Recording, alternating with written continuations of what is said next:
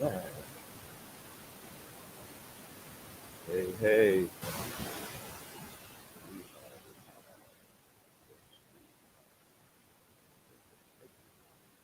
Put on a little music.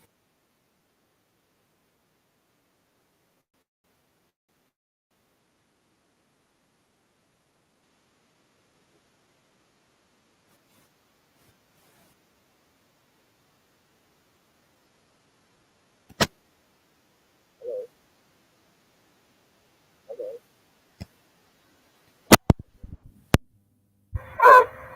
Hello. Yeah, I don't like that sound too much. I'm gonna put on music real quick while I'm working on the sound here. I don't know why the sound not coming through. Hello. Oh, I get you. Okay. Hey, yeah, a little sound. I think I got a little shaggy going here. Yeah.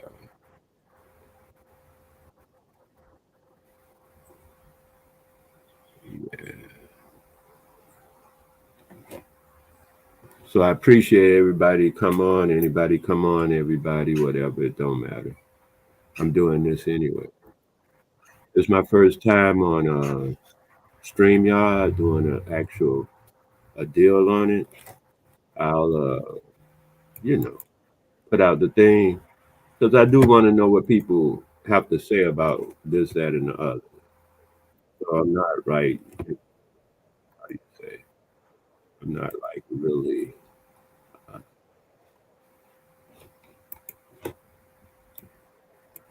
dealing with a lot of stuff.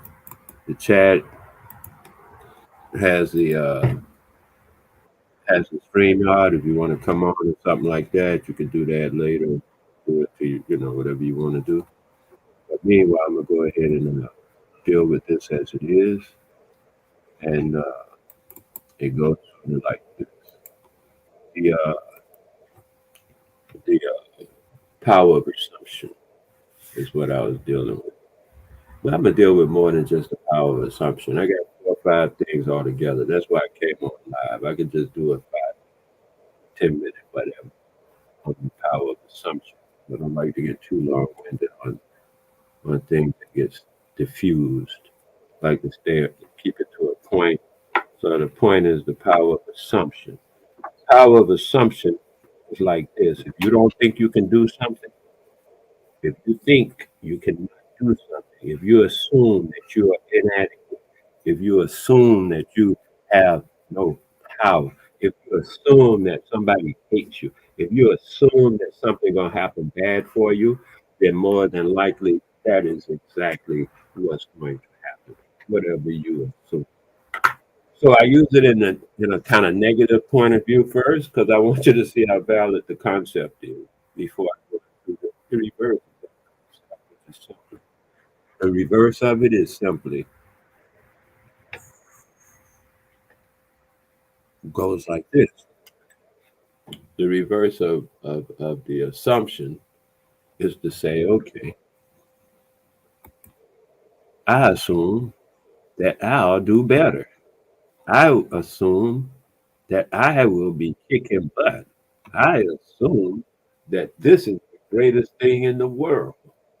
You make that assumption, you start putting that kind of energy into it, it will start coming true based on the same fact that if you say you're a lousy person, you'll probably behave like a lousy person. You say life is bad, you'll probably have a bad life. When you say life is miserable and it's a challenge and it's a challenge, that's probably what you just on experience, just what you assume. I noticed I learned about assumption when I was in class. Say I went to the university. Elisha told me more, the university. Where I learned scientific. Where I learned voodoo. Voodoo itself is already scientific. Hey Joe, how you doing, man? Glad to hear you. Uh, so, and and the thing about assumption is this: a lot of times, what we do is go ahead and say, "Hey, man, I walk into a room I see. I mean, I'm gonna just use any kind of. I started off with corporate work, so I'm gonna use that as the first example. Corporate. When I first went into the understanding of the power of assumption in corporate work goes like this. When I go into a meeting or something like that, something, I always assume that I'm running the meeting. I take that assumption. I put that out as an assumption, as an activity. When I walk in the meeting, I start the meeting. I don't care if it's already started. I walk in late, no matter. I assume the priority, and then people have to make it come down. So now I'm in the priority mode.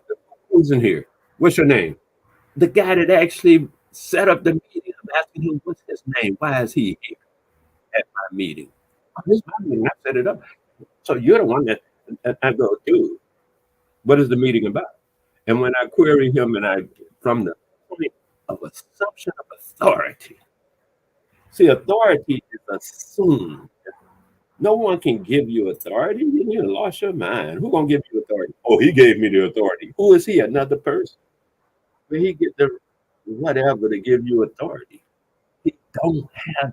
It's an assumption that he already assumed and then gave it to you. And now you walk around talking about, I have the authority to do this and that. Oh, from that guy over there, I guarantee you assumed the authority. Nobody, all this stuff is assumption, man. You put on the coat. I mean, just look at the world. Anything, it's all assumption.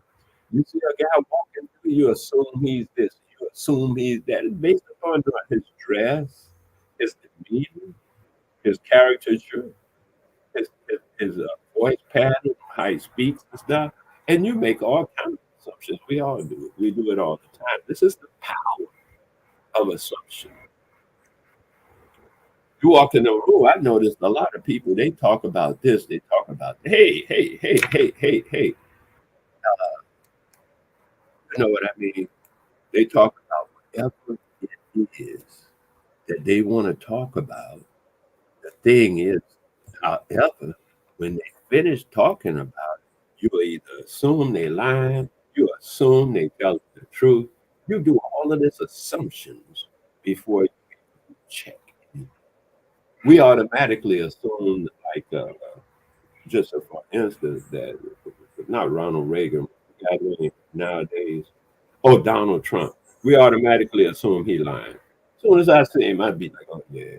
But that's not an assumption necessarily, because it's a track record. The man be lying all the time. So now that's not truly some assumption. Is kind of like right off the top without any back. Then you get into assumption, the true value of assumption. We walk into we used to do this too, because it's all crowd, it's all in the minds of people. Assumption is all about what's in the minds of people. Okay, so I walk into an elevator, Swank Hotel or something like that, and everybody's facing the door. You know how they face the door. Then I turn around and face the back. I watch people turn around and face the back because I do. I turn around and face the back of the door. I'm expecting the back of the place, the elevator to open up. And I've seen people turn around through assumption because they don't know. They knew there. They never been in this elevator before. Me either. It don't really matter. But I'm assuming, I'm practicing the art of assumption. It's an art, man. Y'all get into it. The art of assumption. When you walk into a place, assume that you're running. Make that assumption. Assume that position. It's all positioning. Assume that position. You walking in a place and you assume the position of where I gotta go to see the manager. You didn't assume a position, and people are going to treat you in that fashion that you put yourself in that position. They're busy positioning themselves. Oh, well, you can't be in here. They don't know. They might be the secretary and stuff. Not even that. They might just be walking through. And they assume that position on your dumb ass. And now you say, oh, well, which way am I supposed to go? because you didn't assume the position of ignorance. I'm saying stop assuming the position of ignorance. Stop assuming the position of weakness. Assuming the position of no power. We have great power, yet we assume we have. And so, in that assumption, we won't even try. In that assumption that we have no power, we won't exert our power, and therefore we won't be powerful because why we assume that we are. The moment we assume that we are power, watch the world around you. Watch how other people move around you, and see when they come in. Watch how much they assume. Now that you are looking for it, you can see it clearly. The assumption, how people assume things. And that's what I'm recommending that we all look at and see what this assumption of power is all about. This is how we get power.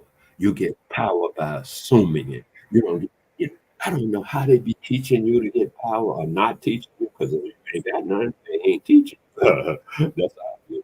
So this is how power is assumed, is gotten through assumption. You walk into a room and start doing things. That's assumption. You, who told you to move that? What do you mean? Who told me to move that? Who are you? That's assumption of power. That's how you behave when you're assuming power. You go heavy on it. Then you walk into a office that you have never been into. This is all beautiful psychology. In a study, people call it psychology, but the study of psych. Psych is just the goddess of the mind. The goddess of the mind is called psych. Okay. And then they call it psychology when you study the movements of the mind. Yes, because you study psych, the goddess of the mind. Even though that's in somebody else's name, most of the people you're dealing with in this society right now, this is a Roman society, a Romanesque society. This is not a Chinese-esque society. So, you're not dealing with the Indian god of the mind, because this is not an Indian-esque society. It's a Romanesque society. And the god of the mind in Rome, uh, like I said, psyche. So you're dealing with psyche and psychology, and they're going to tell you that, which is cool. But remember, personally, I don't know about you, I have no psyche. I have Ori. See, when we go into our thing, we have Ori. Ori is different than psyche. And Ori is what we have.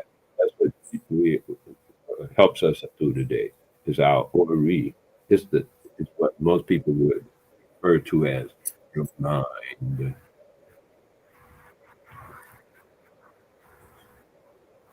So we're doing the assumption of power and power assumption. You can assume, you can have an assumption of power, you can have an assumption of freedom, you can have an assumption of whatever you want. You just assume it. And it is your assumption. This is the power of assumption. You walk into a place, hey, who are you? I'm a farmer. You could assume to be a farmer. Never farmer. I'm just saying, not necessarily to lie, but in order to assume and recognize the power of assumption is what I'm talking about. Of course, always. Meanwhile, power of assumption goes like this: always assume the betterment of yourself or the betterment of yourself. Like, okay, a guy called me one time and he pulled the gun out on me, a little 38 something, and I started talking because I assumed I could talk him out of it, whatever he was thinking about doing. And in that assumption, I told him not only was his weapon useless, I plan to take it from him and beat his butt with it. That's my assumption. I'm just saying. And he backed off, yeah, because assuming the power. He has the weapon. And I told him, simply because you have a weapon, simply because it has a bullet, simply because you pull the trigger, simply because you aim it, does not mean also simply the bullet will ever hit. None of that. That I'm not going to assume that. All that's in the assumption of fear. Oh, he got a gun. He gonna shoot. It's an assumption. You've already put yourself in a position. You assume that. Nobody gave it to you. We have been taught to habitually assume the negative from our childhood, from our babyhood. We have been taught to assume the negative. We have 1,000 no's by the time we're 1 year old. We've been told no, no, no, no, no. So you assume, yeah, if I go to daddy, he gonna say no. Why? Because he got you in that assumption, not a powerful assumption, got you not even asking for nothing. You get it. Now you don't even ask for nothing because you assume you will be denied. So you don't even try. Not just ask for something, but attempt to do it because you assume you will be denied, unable to do it. So you don't even try.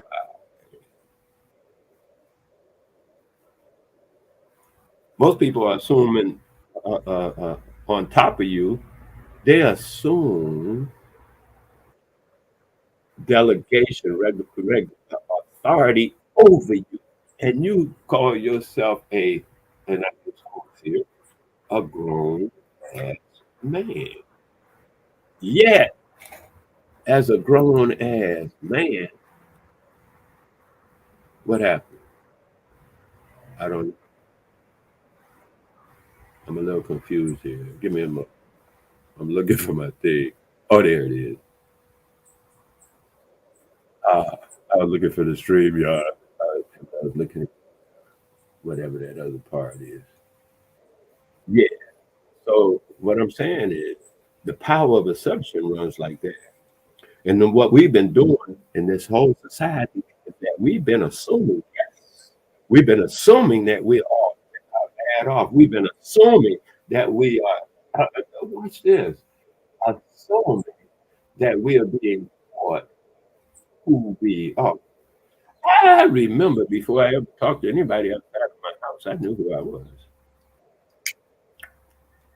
Why did we get confused about who we are? I think that's crazy. Nobody's confused about who they are. They're confused about the assumption that's being given to you. And do you want to assume that assumption? Do you want to go with that, play that game? Man, I'm telling you what to do. You work for me. Ooh, the last person that said that to me laughed in their face. I said, "Oh, you don't know Wale, baby. I don't work for nobody. That's crazy. I don't work at McDonald's. But before I work for McDonald's, I'll shoot McDonald's in the foot. I'll shoot myself in the foot. I say, well, I'm working for McDonald's, and well, I work for Lockheed. Uh, yeah, I work for the government. I work for the FBI. I work for transit. I work for before I tell you I work for Mr. Chin down the street. See at his grocery store. I work for him. When you work for somebody, guess who you're not working for? You are not working for yourself. I don't care where you at, what work you are doing, always work for yourself. Without a doubt, that's the best way to go. If you don't go that route, I don't have to tell you, you know, that's something, hey, what can I tell you? Best thing to do is to work for yourself. Now, a lot of people ain't going to do that. Because a lot of people have assumed that they have no power. A lot of people have assumed that they have no, what it takes to make things happen. And mostly they call that power. And so if you don't think you got no power, you're probably not going to work for yourself. You're going to work for other people because you gave them, you gave them the power of assumption that they have the power. You assume they have the power. You use the power of assumption to give the power to somebody else. And so now they run you. You work for them. You gave them that power. They don't have it. I worked at McDonald's. I worked at McDonald's. I was working at, what's the name of this place? Because I worked at McDonald's too. Uh, but I worked at, fast food too when I was youth. Probably Burger King. But anyway, the thing goes like this. I was working at FedEx, and the guy next to me was also working at FedEx. But he assumed he was working for FedEx. He said, "Wale, you work for FedEx just like I do." I said, "No, nigga, I don't work for no damn FedEx. You done lost both of your minds. I don't work I work for Wale. Or if I work for anybody, it would be my children, my progeny, not even my firstborn. My progeny. I'm talking about my grandchildren and lottie the rest of them. That's what I'm working for. Not working for some company. You done lost your mind." So I'm next to the guy. We both moving boxes at FedEx. He's working for FedEx. I'm working at FedEx. That is the power of assumption. This is what we are doing with our power. We are giving it away because we are assuming we don't have it. But in the assumption is the power. That's where the power is in this. If somebody come in and say, "I'm the boss," and you say, "Hey man, fuck you. What did you just do?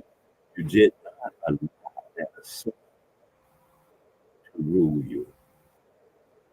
Yeah, because when they say, "Hey, I'm the boss," then that's an assumption. Once again, who gave you the authority to be the boss, and what does that mean? Uh, that's the word. But we take it as protocol because why? Because we have been taught, we have been trained more than taught. We have been trained to not assume our own position in life.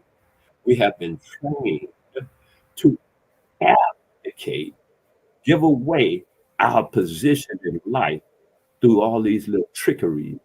And I call them trickeries because it ain't but one trick. It's just one trick.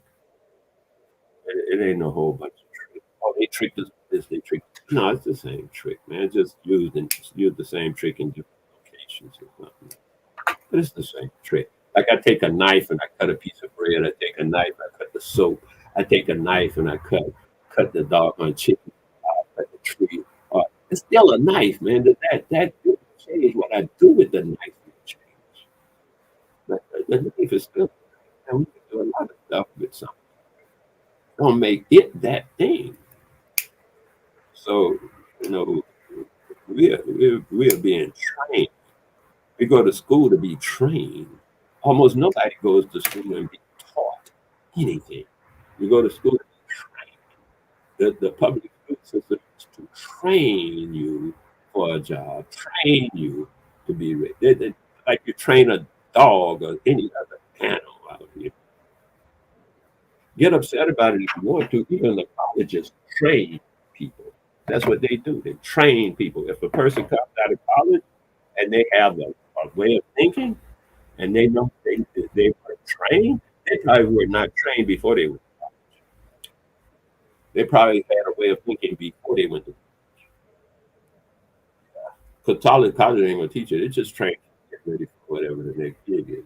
The school system trains you to get ready. If somebody in your house ain't training you how to think, you'll never know how to think. If somebody in your life ain't teaching you how to think, you'll never know how to think. You know what I mean? You can at your home how to think, reason it out. That's possible. You don't really need nobody to teach you how to think, but it's always good to have someone teach you because you can learn it younger, and be on your board by the time you want to be.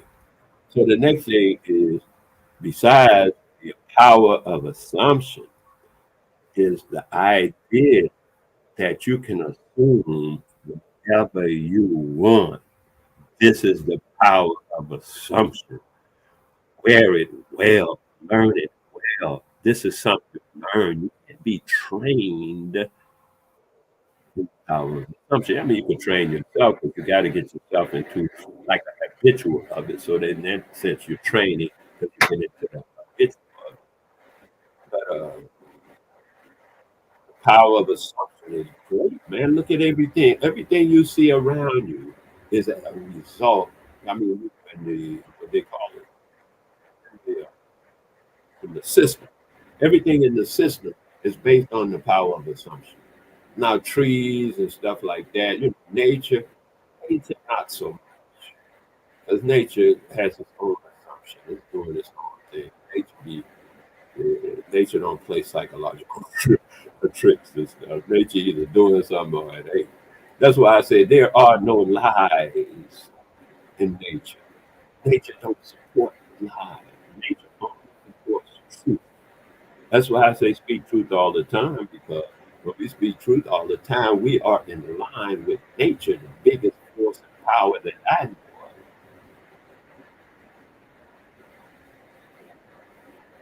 of is nature. An atomic bomb, a submachine gun, none of that stuff beats nature, dude. You can get There's nothing nobody made that I've ever heard of, rocket ships and all, but don't matter. Nothing I've ever heard of is more powerful than nature. Hands down, ain't even close. It's like a baby trying to handle a giant. They ain't even close to handling the giant called nature. People like to run around talking about we are controlling nature. You controlling your own stupidity. That's about as much as you can control nature. You cannot control it. No one can. Nature too big for that. Anyway, going in is when you get into nature, nature only handles truth. That's why they say, well, go look it up.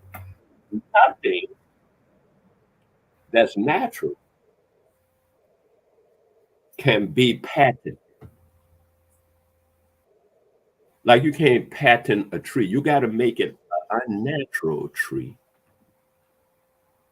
in order to get a patent. It has to be unnatural. Whatever you do to get anything patent, it cannot be natural. It it must be unnatural in order to get a patent. That's the nature of patents and the nature of the society in which you live. All of them patents for chemicals, all that stuff about different not chemicals. What's the other thing? Let's think about. Yeah, chemicals. Like things they make medicines. Because that's where I first learned about this with medicines. When I was studying herbs, I found out that you cannot patent herbs. They have to make something happen to that herb, take parts of it or something, recreate it with other stuff. Like they say, okay, this herb got iron in it.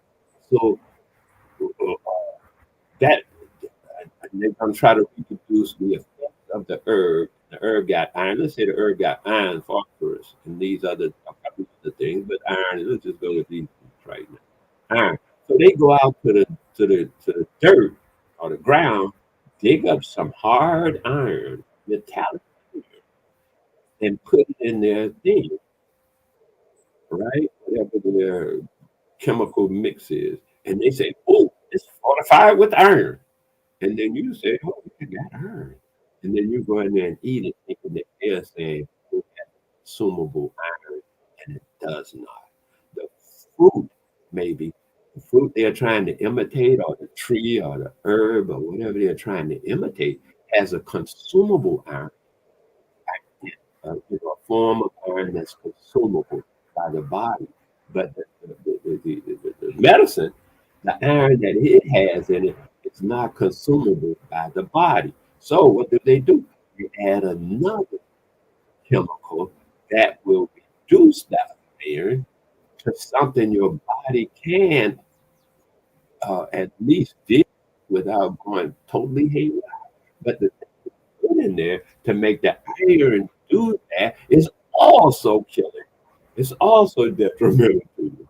So now they got this whole thing, and they can say, "Oh well, see, we take this." And that's why they say ain't no cure. If you got a cure for something, they be like, "Get the hell out of here! You in jail." Talking about you. I understand Dr. Sabi's daughter is currently in some legal situation because she mentioned she had a cure for something. But nobody mess with the Bible when they say in that book, I mean, they got the herbs or the something of the nation, the cure or the of the nation. And they should take that out of that book. But the reason they do that is because of this. Everything has to be synthesized, they call it, when you make it up from different places. Like I got a tree here, but you can't patent the tree, which means this tree cures anything. Everybody can get it. So they say, oh, well, we can't use the actual tree. We're gonna make it make something else do what it do, and then we can sell you that something else under our patent, and you can't get it nowhere else because we own the construction of it. Because that's what it is, just construction of it. Okay, fine. But everyone knows that constructed phony thing will not cure anybody. It's a way, you don't even have to think about it 10 seconds. It's not going to cure anybody. It will hide the responses. It will it will cover the like if your hair go gray, it'll make the hair stop growing gray. But you still got the cancer, or whatever. You know what I mean? But they not get nothing because what they giving you is worse than probably what you already got. So they don't want nobody saying they cure nothing. Otherwise, I mean, you take a herb and cure something. A herb cure. Ain't no person did that. The herbs, herbs, whatever. Nature, nature makes it and nature destroys. And the cancer. If somebody has cancer, you know right away they're outside of nature. They need to go home. And I say go home, I mean go to nature. Because that's what's right in nature. And as we go on, it's cool with me. I understand if it's 4 or 5 people are willing to check out nature for real. I heard a guy say, "Man, I can't, I can't wear no sandals and walk around on the ground barefoot, stuff like that. I got to have Mercedes Benz and this and that." Which is saying to me, they so far from nature, they don't want to deal with it. And by saying that, they're far from the truth, because the truth is in nature. You can get a couple of dollars here. I heard somebody say that before. What we need is money. Let me tell you about money. Like, I mean, then everybody should have seen the movie by now called Out of Time with Justin Bieber and some guy. I forget, some little young used to be a singer guy, and the bank was full of time. You get time from the bank. Time was that's what you deal with. Currency. It was time. How much time you got? It's currency. So now, when they were passing the time around, just like we do with anything, and you say, "Hey man, I'm gonna give everybody $1 million." Well, as soon as you give everybody $1 million, guess how much a loaf of bread going to cost? It's not going to be $3 or $4 like that. Because why? You got $1 million. I'm gonna charge you 500 for a loaf of bread because you don't make nothing. All you got is money. That's why I keep saying make something. But we don't make nothing as a people. Money don't mean nothing because they just raise the price on it. And then because you ain't making it, they make it. And they just charge you more, all your $1 million, and then they got your money real quick. I give you $1 million today. They raise the price to $500 for a loaf of bread. They raise the price to $3 million for a car. And you can't get one. When I was a youth, we could buy a Volkswagen for $1,000 cash money, $999 you could buy. Volkswagen. Man, you 900. My friend bought one. A guy, we used to ride around his little Volkswagen, man, because he bought one. His family still had their connection to the ground, and they were selling some lots. And he got money, and he bought the doggone Volkswagen. We rode around in it as teenagers. That's how we did. Now you buy a Volkswagen, you ain't gonna get it for $900. That's how it, so you see, when you get money, everybody got money. Well, then how the billionaires and the so-called rich and the elite and life, they got to have a lot more than you. Otherwise, they're not elite anymore. And then when they are controlling the production and you are not, that's before you want money, want the control of production. Who wants money? But listen, I can produce something that's going to get me money every day. That's better than somebody just giving me a check. Give me a check for $1 million. I'm subject to take it and buy something that will make something. I'm not buying no car to ride. That's stupid. That's consumable items. Who does that? A consumer-minded person, consumer-minded people. People have been trained to be slaves. You take that $1 million and spend it and buy clothes. And nigga, I make clothes. So I got the $1 million. I ain't buying nothing because I make the clothes. So when you're making something, you ain't got to buy something, and you can get. I can buy another machine with my $1 million and make more clothes. Now I got millions of dollars. I got millions of machines, and guess what? Every time I make some clothes, I get more money. The power of production is out of sight. We are talking about give me a couple of dollars.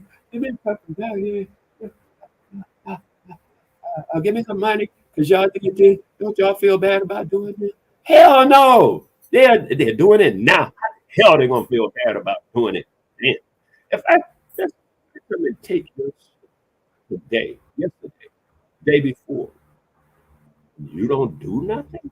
You sit around and beg me to bring it back. Nigga, next week I'm coming and take all your stuff again. And then you're gonna sit there and say, well, you took my stuff before and you're still taking my stuff. You ought to give me my stuff back. I'm gonna laugh at you and walk away. Because you ain't gonna do nothing. And guess what? Next week I'm coming and take your stuff again. That's why we live in paycheck to paycheck, because every week they taking our stuff. We are born. With anything is born. Any creature is born. It's automatically assumed in nature now, not in your little societal thing they didn't train you to work within. That little societal system, they got you trained to only see that. But in nature, it is assumed in nature. Nature assumes that everything it produces has a way to sustain itself. Nature wouldn't only produce a tree when it has a way to sustain itself. Otherwise, somebody else gonna produce that tree, but falsely get it started in a cup or a bag and try to keep it so it'll work and all that. But with nature, because I live in nature, when something comes up, a tree comes up in nature on its own. Now, I ain't plant no seed, I ain't touching. I make room for that. That one right there is definitely going to grow because nature gave it birth. It was born in nature. Nature assumes that everybody here that is born has what it takes to exist in their environment, or nature would put you here. Nature don't put fish in the air. Oh, I'm gonna just put a fish over there on the road. Nature don't do. Nature put a fish in water where it has the environment to exist. Nature don't do that. Nature puts you where you have the environment. And so every time we're born talking about, oh, and I'm poor, automatically have been trained to give away your nature because nature don't make nobody poor. Nature won't give you birth if you poor. Nature will what they call it? Oh, the nature won't even let that happen. A fish can't have a baby fish out of water because the environment ain't right. A bird can't have a baby bird and living 5 miles under the water because the environment ain't right. We have children, and we say because of the system, there's a beautiful child with a beautiful, strong, healthy body and everything. We say they poor. How the hell he poor? The same baby next to it got anemia, can't take the sunshine, and the rest of that stuff. We say he thought that show you right there that contradiction and concept show you immediately that the system that makes that kind of equivocation with a baby. I'm talking about infant, the one that's a leukemic and dying, can't even stop his blood from running, like it won't coagulate and stuff like that. It, it's colorblind, especially if they got green eyes, it's more subject to be colorblind. Now it's colorblind, and you say it's rich. That may be rich, because in the system, they got some an assumed means of exchange. That's another thing, man. Means of exchange. That's an assumption. Because somebody made $1, and now you have assumed you have to have it in order to exist. One time, my daughter told me, "Oh, Daddy, in order to make money, you got to have money to make money." I said, "That's just stupid." She said, "Huh? That's what y'all being trained to think." Well, not really think, to consider, because they don't teach you how to think. They just train you with that you don't need money to make money. That's stupid. If you need money to make money, you'll never get nothing done. Why? Because you're always trying to get money. You're not trying to get something done. Now your focus is away from getting something done and on ascertaining money. See how your focus just changed on stupidity? Money, it don't take money to make money. I taught that to my children every day because I never sent them to school. See, they never got that from me. I never sent. Their mom sent them to school later, but not with. I never sent my kids to school. They were 13, 14 years old before they even ever went to school. I taught them at home, and they told me themselves they have seen me make money with no money. And so that concept of takes money to make money was not able to be drilled into their head. But they were watching and seeing the contradiction as I made money without any money.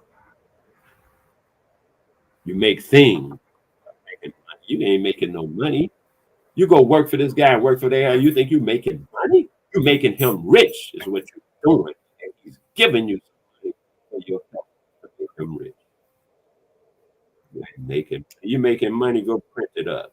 Make it for real. Make the paper. I make paper. Go make the paper.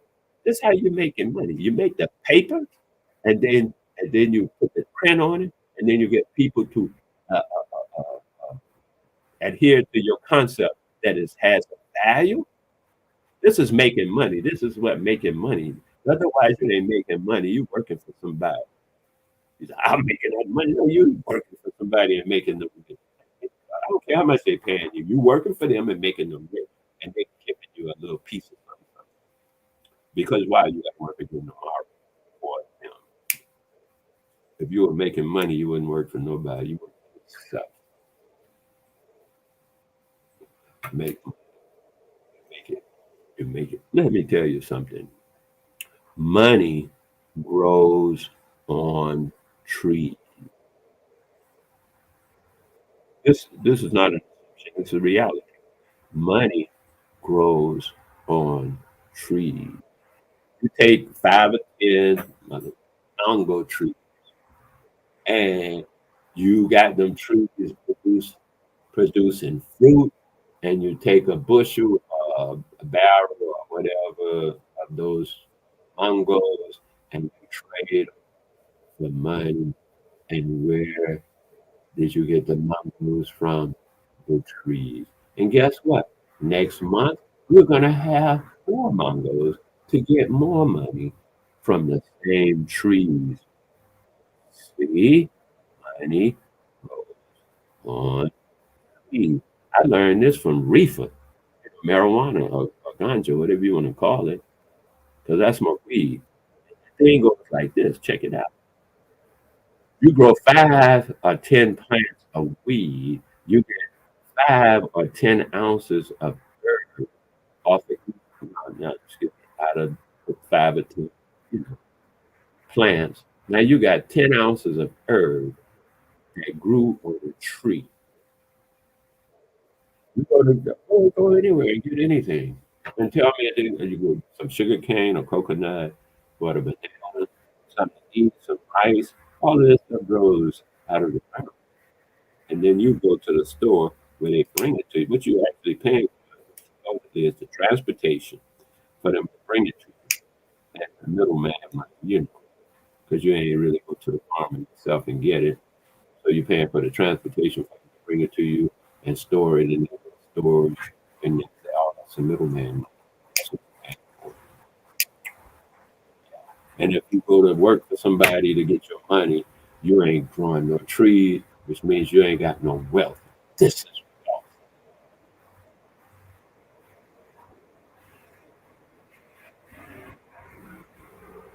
Most of the time, we call wealth some investment. Most of the investments we make are in our own demise as a people, because most of the investment money goes toward either subduing the people in some foreign country or subduing the people in this country with the different things like bad drugs. You know how to, if a drug company, if a drug manufacturer is really good, then they'll make a good drug. They don't need all them lawyers.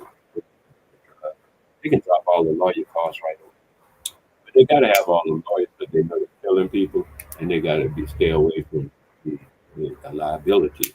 They gotta have 3 or 4 corporations so that they don't have that personal liability involved in their product from their product.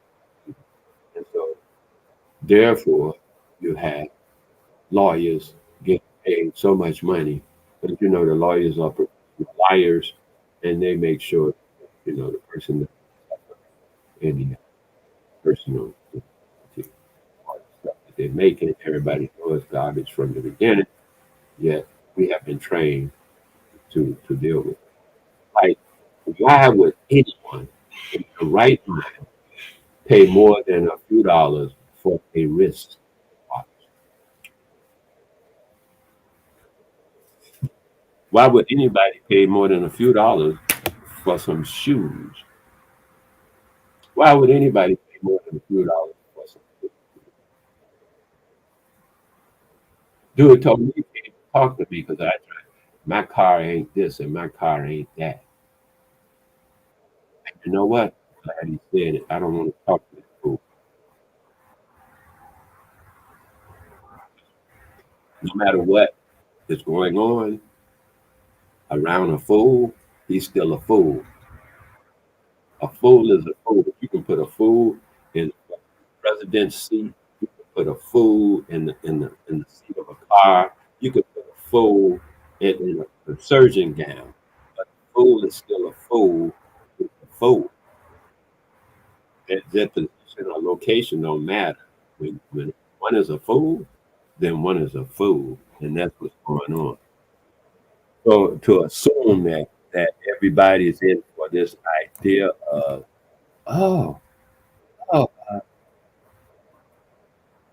do you say it,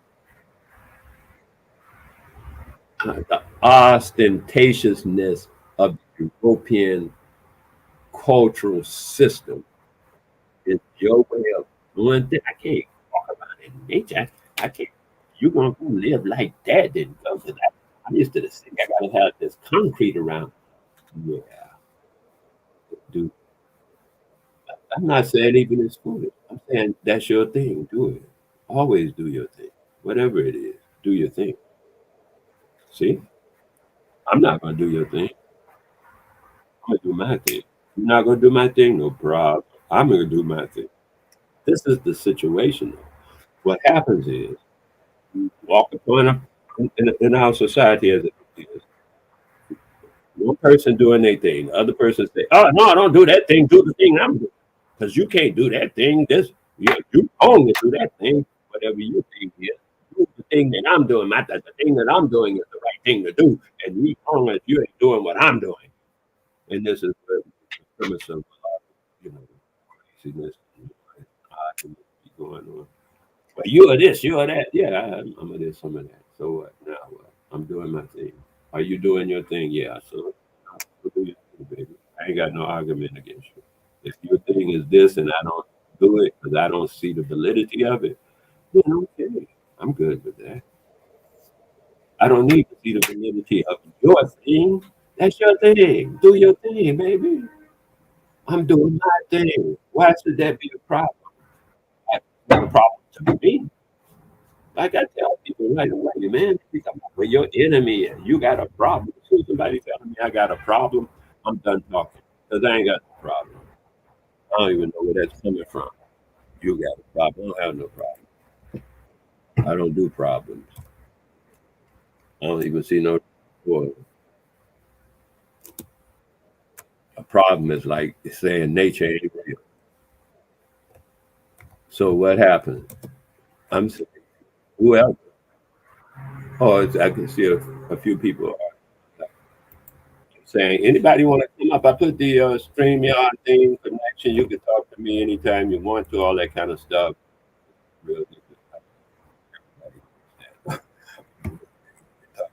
you know, YouTube, YouTube nigga. I didn't just get born yesterday or 5 years ago. I'm a nigga from Earth, right? So I don't know about all this new stuff people are trying to get into. And I noticed a lot of people. I listened to a guy the other day. He said a couple of something ago. He was something. Now he did something. So now he's an authority on whatever the new something is, and he mad at other people for not getting. But that's how people get that wakeness thing they call it. Oh, woke. Is it wokeness? That wokeness thing they be talking about. I understand people get excited. I can't stand it. My I said, well, it wasn't 6 months ago. You were in the same position. Yeah, but I got it. Okay, well then give them some space, man. Everybody can't throw down at the moment you do. Be yourself first.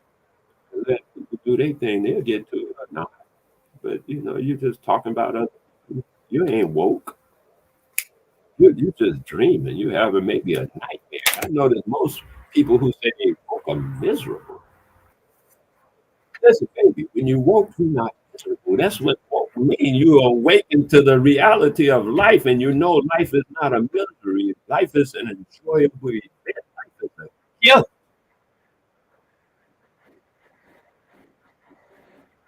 That's what woke must mean. You have come into the realization. Not fuck, I know this.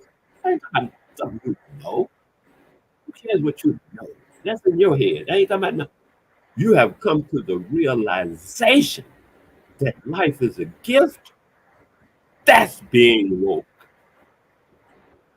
Anything short of that ain't woke.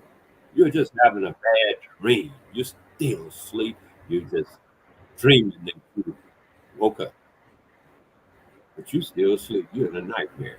If you ain't happy most of the time, you ain't woke.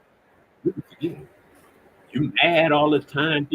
Once you know you're mad all the time, once you woke, you get to sleep. No, no, they telling you a lie. They are lying to everybody. Once you are woke, baby, you see life for what it really is. You're not mad at nobody. Life is good.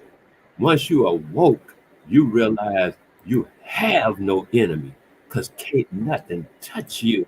It can't touch you once you woke. Woke is knowing that you are not a human being with faults and what they call it, imperfections, stuff like that. That once you woke, you past that. Otherwise, you just still, still sleep in that metaphor of sleep versus woke. You still sleep. You just having a nightmare. That's something. Thinking you woke. Because once you wake, you are no longer angry. Once you're awake, you're no longer scared. Once you can test yourself and see for yourself. Ask yourself, am I happy? If you answer no, you know. You can be standing in front, man, you can have whatever, it don't matter what the circumstances are. When you are woke, you are always happy, even in what people call the worst circumstances, because you realize what's really going on. Otherwise, you ain't woke, you're just having a bad dream. And the assumption of I'm awoke leads you to not even want to wake for real, because you have something that you and don't know what that means. Most of the time, you think it means you can see what people are doing to you. And when you are truly awake, you'll realize whatever's being done, you're doing it to yourself. Nobody, you make a decision. Oh, he shot at me. Where? Were you at home? He came to your house and shot at you? No, I was doing this over there. Made a decision to go in, and this is what happened. That's your decision. And that's the response. I go into a chicken coop. I expect that the chickens are gonna behave a certain way. And be like, oh, they might enter. Chicken. Yeah. We're gonna do chicken stuff. Chicken, what you call it? Chicken. Shit. You go over to these people, and the ones that you call they hate you. Everybody hates you. You know how much time it takes to hate? How much goes into hate? That's a lot of time and energy. Ain't nobody thinking about you like that, giving you that much time and energy. I guarantee you, they very seldom think about you. The people that you think about. I don't care if it's an old person that you had a fight with, or somebody you had a relationship with, and you still mad at them. They're not even thinking about you. You carrying the grudge. That's a grudge. Call it grudge. You carrying the grudge around. And the people you carry the grudge around for, they done forgot what the hell you carrying the grudge around for. They might even forgotten you. You still carry that grudge around. That's you doing. Nobody gave you that grudge. You carrying it. It's just that simple. When you woke, you will drop that immediate because you realize you are the one making yourself miserable with that grudge. You're holding that memory of whatever happened so damn close to your chest, you can't get past it. Oh, he did this and I'm gonna get it. And that's all you think about day and night. I get him. I get him. For what? You got to remember for what? That means you got to hold that thing next to your chest all the time. You're holding the grudge. Ain't nobody doing it for you. You do it for yourself. You're making your own life miserable. Sure, they did something to you 5, 10 years ago. Why are you still holding it today, making yourself miserable with that concept? Let that shit go, man. Move into your next moment. Because all it is a bunch of moments. You know that life is just a bunch of moments, right? Everybody should realize that by now.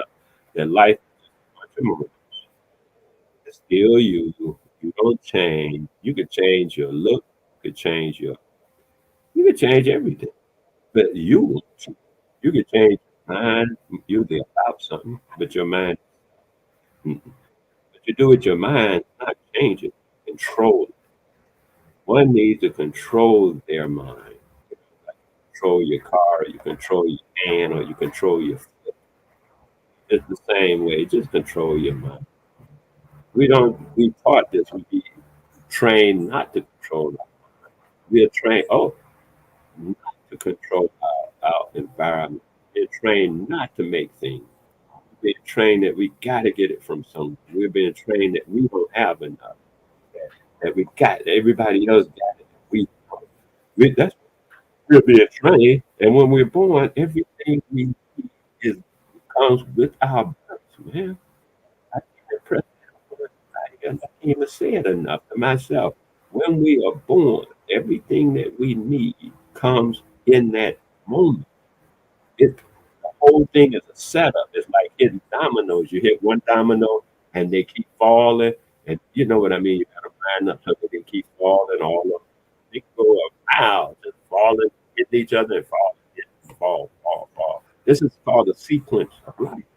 In the sequence of life, it's set up like that for you. The moment you're born, the dominoes are set in place to fall. And if you're not, I mean, you're not reaping the benefit of those dominoes. That's not somebody else's fault. They just know that those dominoes exist and you don't know. Listen, if I know that money is dripping out of your pocket, you got a hole in your pocket, and you don't know you got a hole in your pocket. So all your money is dripping out of the hole in your pocket, falling onto the ground. And I'm walking behind you, just picking it up. Huh? How am I hurting you? You're the one dropping it and walking away from it. Somebody gonna pick it up. Somebody may even say to you, "Hey man, you dropping money." Stop that, which is what I'm doing. I'm saying, "Hey man, you dropping money. You need to stop it." And then you say, "I ain't dropping no money. You don't know what you're talking about." Oh, that, da, da, da, da, da. And then I look at you and say, "Oh, babe, do your thing." That's all I'm gonna say. I ain't gonna argue with nothing. I said, "Oh, baby, do your thing." And then I'm gonna go right back to watching you dropping all your money and watching somebody pick it up from behind you, and you all mad that they picking up money that you drawing on that you dropped on the ground, and you know you dropped it on the ground because I just told you. That's why I'm telling everybody. So you don't have no excuse. I'm like they doing this and doing that to you, and you're doing it to yourself. And I'm telling you, you're doing it to yourself. You won't fix them in your own pocket. You just keep dropping the stuff out, and then you want to complain. Yeah. That's why people be looking at you and be like, y'all don't do that. Nobody feeling sorry for your dumb ass. You won't mend your own pocket. You won't protect your own children. Ain't nobody feeling sorry for you, nigga. You didn't wash your money. People all over the planet be like, why y'all let stuff like that happen? Why y'all let them do that to you? It's like a stupid ass. It's like a battered wife. You be like, why you let him beat you up like that? Why don't you leave him or something? That's what y'all behave like a battered wife. It's I can't get into it. I don't know how you do it. And the fact that like that, I couldn't get an election. The fact that it just didn't happen. Ooh. If I was in that active position, man, I would never have no children. Because I'd be like, I feel too feminine. I need to get an erection. Feeling that damn some man is controlling me. What? What that make me? What that make you? Look at you say some man is controlling you. What that make you? A little faggot or a woman? Which one? Because that's all you can be. Or a child. And then they tell you you're a minority, which is the code word for child, and they treat you like a child. They won't do this for us when we behave like a child. They ought to do that for us and do this for us. And why? I'm a for that. Behaving like children. I vote for whoever is going to do something for us. Yeah. Meanwhile, the vote don't even matter. They're gonna do what they do anyway, and you're gonna behave like a child, and they're gonna behave like you are a child, and they're gonna give you what they want. I tell you, they're gonna give you what they want or not, and then all you're gonna do is sit around and complain like a child or a battered wife, and but you're still gonna, give them some sex at the end of the night when they come home. Your battered wife has mother. Excuse me, I can't take it. So I just have to step out. But if you were in there in that societal realm, then I simply ask you to face it and see what you're I'm not telling you to stop. You can do your thing. Just face it and see what you're actually doing. And if you say, "Oh, Wale wrong, I'm wrong, he don't know what he's talking about," then I say, "Hey man, do your thing. I'm doing my thing. I guarantee I'm doing my thing now. I'll be doing my thing next week." And because I make stuff. What do you make? Do you make like Pilates? Do you make a good peanut butter and jelly sandwich? What do you make? Make something. Because the people who make nothing of value are always thought of as valueless. You can't go around the world talking about your value and you ain't making nothing of value. You're not producing the item that they have to get from you. People say, "Oh, well, we made hip hop and everybody uses hip hop." Yeah, but they don't pay you for that use, do they? They nothing. Oh, let me get into that because I heard people say this about God made this, God made that. Okay. Right, and now they try to use the creator. Well, God is the creator. Get the hell out of here. They're two different words. One started with a G, one started with a C. Apparently, they're the same. You can't make them not the same. God is some thing in a book that you read about that they got a book written about, and he's usually a fuck up. He made Adam and he got rid of them and got rid of the world. He just killing people and getting rid of his fuck ups. So many fuck. You know, the first people he made were fucked up. They didn't do nothing right. And then he got rid of them and brought in a whole new group of people that he knew was gonna be fucked up. And then he brought some savior in to save the people from being. He just fucks up. That's God. That ain't no creator, man. That's just God. That's his story. Listen, read his story. People be like, "Oh, you don't know his." Nigga, I know his story. His story is the story of a fuck up. He started with Adam and Eve, them, and he fucked his way all the way up to Hitler, whoever's next. And I heard Hitler was a Jew anyway. I don't even know about it. People be making all this other stuff up. I mean, you can't even talk about Hitler and stuff. Why I can't talk about Hitler? You could talk to me about this dude going over and killing all the people in the land, talking about God told him to go kill all the people in that land and take their women and shit like that. I could talk about that. But I can't talk about Hitler. Get the fuck out of here.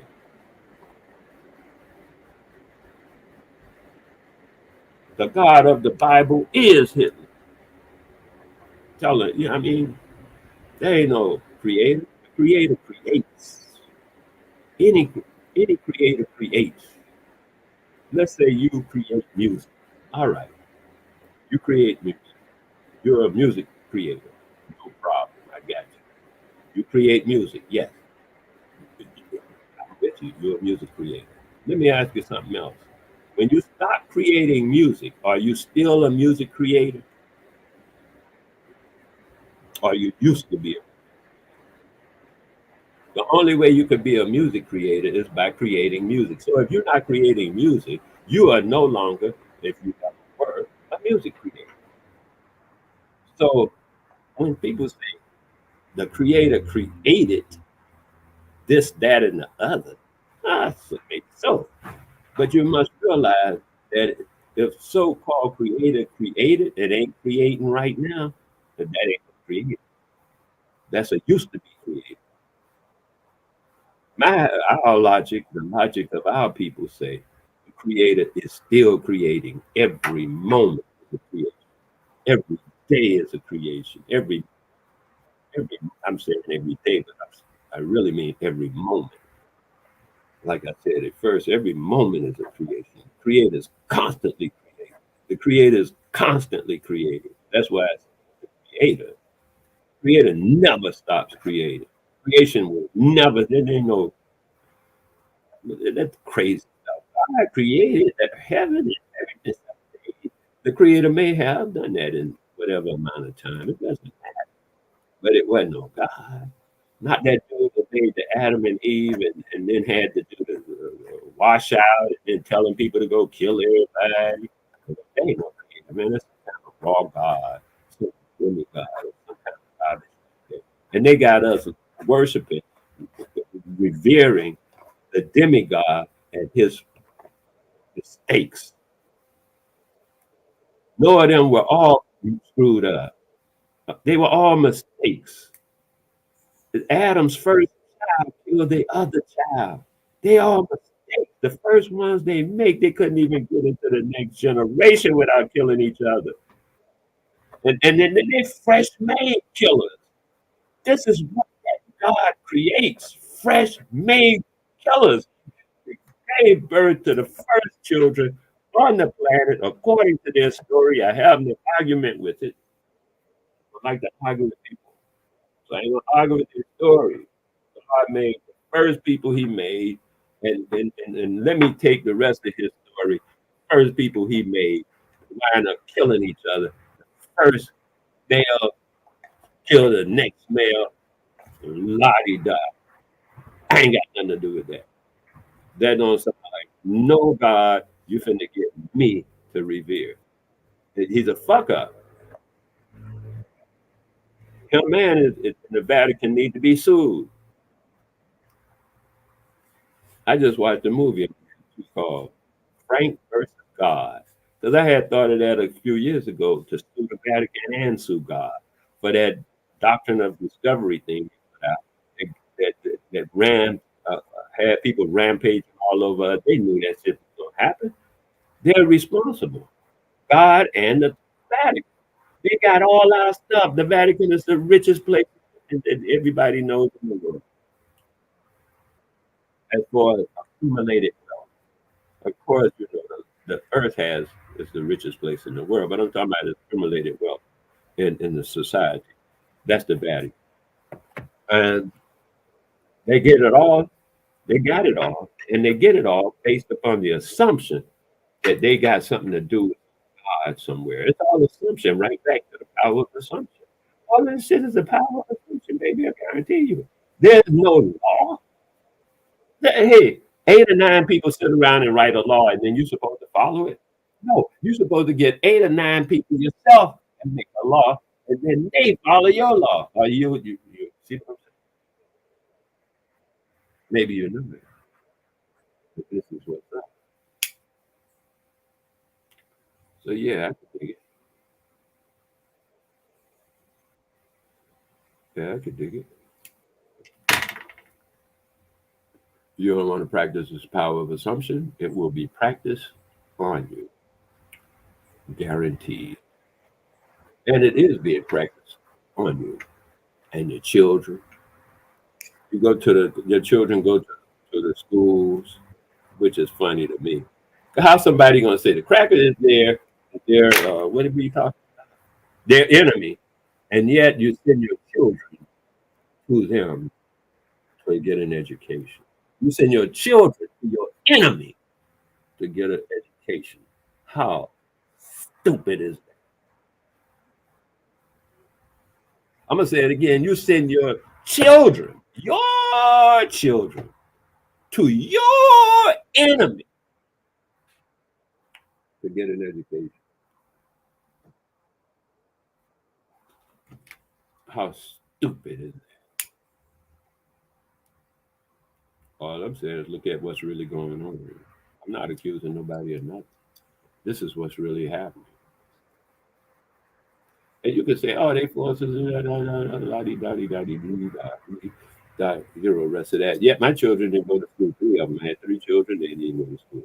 Who forced me? Nobody forced me. Who tried to force me? The whole society tried.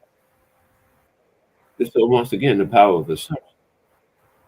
They assumed they had power and came with that assumption, and I'm supposed to assume they got power.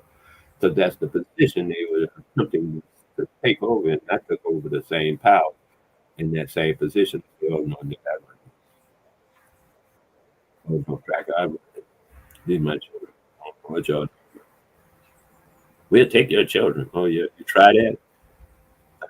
Like the guy said, I told the guy, I said, okay, you making all these threats. What makes you think the door to get out of this is we're in? Your threat. You threatening me. You done lost your mind. I'll threaten your dumb ass back. What makes you think you're going to be able to pull your gun? Why am I supposed to just stand there and watch you do that? What am I, fool? What am I supposed to be doing while you doing it? Right? I'm doing my thing. Most people don't do their thing. And so when other people are doing their thing, they go and look at them. Oh, well, we got to see what they're doing. Have you read Rex 68? Have you read 2025? And you know what they plan to do? Hell no, I don't know what they plan to do. I don't care what they plan to do. I know what I plan to do. And the assumption is what they plan to do carries more weight than what I plan to do in the minds of, you know, certain people who they plan to do it to. Running around trying to figure out what Rex is and the protocols of Zion. Like, protocols of Zion could kiss my butt. No, not that. They can kiss their own butt. Because I said that one time, kiss my ass, and look, and the guy talking about, okay, pull your pants down. And I'm like, oh, I forgot about these people. So I can't say kiss my ass no more. I have to say kiss your own pants. Because otherwise they be ready to do it. I think, oh, I forgot all about that. So you got to be careful. I have to be careful when I speak on that. So now, this is what's happening. You got people, and you notice I ain't talking about no books, no history, none of that stuff they always people always talking about. Because guess what? They always talking about that stuff, but what has it accomplished? Absolutely nothing. What I'm talking about will accomplish more in 10 minutes than most of that stuff accomplishes in 10 years. Once you get the power of assumption and start working with that power, you have gained more in 10 minutes than most people get into the conversation. The power of assumption. Great power. This is what's great power. A PhD ain't great power. And who gave you the PhD anyway? See what I mean? Somebody assumed the position to give you. I guarantee it was an assumption position because it didn't exist until they assumed it. La di da, la di da. I was looking into what makes a king because I'm saying that's a great assumption of power, man. And people go for that. And I looked around in different cultures to see what makes a king or leader or king, not just some leader walk around leading people to the, from one pasture to the next pasture, or from the pasture to the slaughterhouse. I ain't talking about no leader. That's what leaders do. They lead the people from one pasture to the next pasture, one plantation to the next plantation, or even to the slaughterhouse. That's what leaders do. They lead you to the slaughterhouse. Every leader has, and you can say, "Oh, but this leader didn't in that one," but you can't show me where they did not.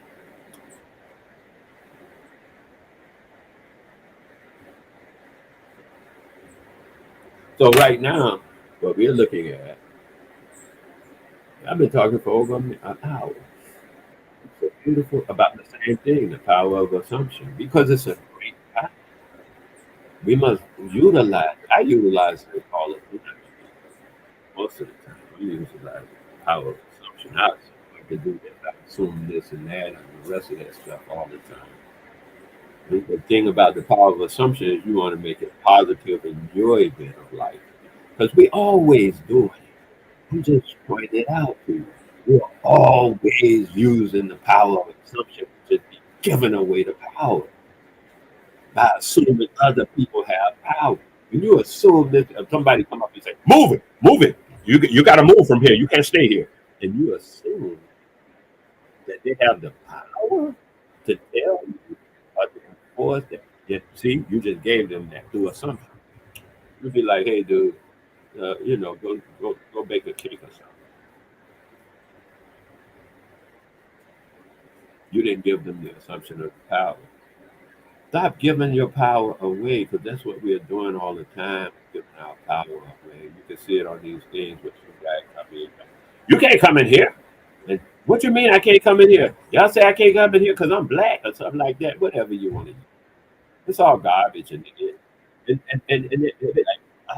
had that. And now y'all in an argument about an assumption of power. When you really look at it, that's all that's happening. It's an assumption of power. And you're in an argument about it.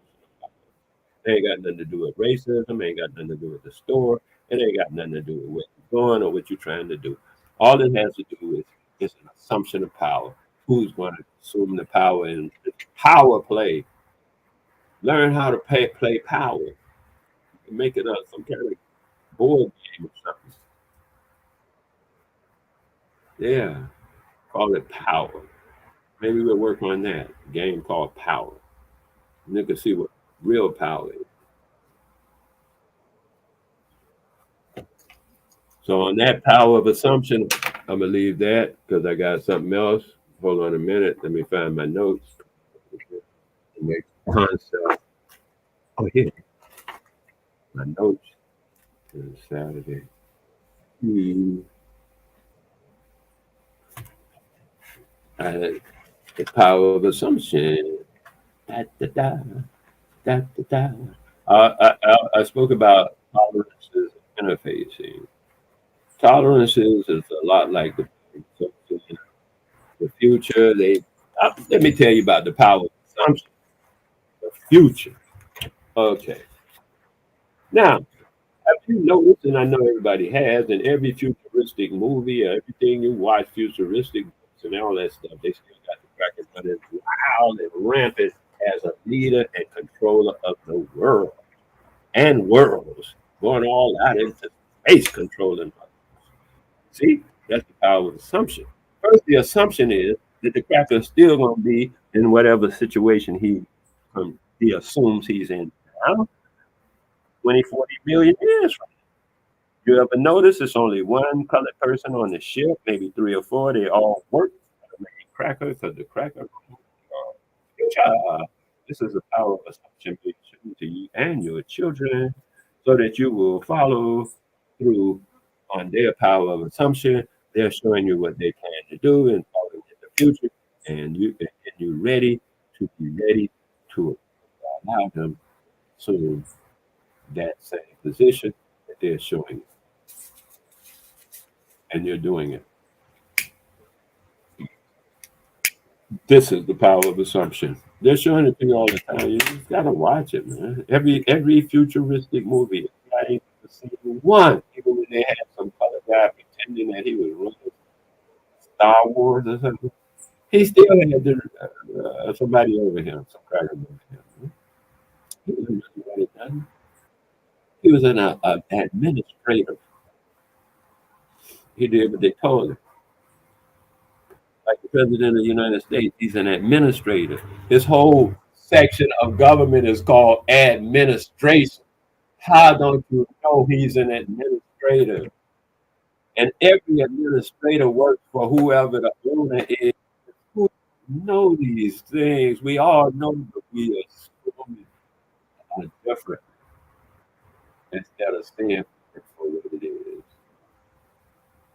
Look at the world for what it is and see it right away.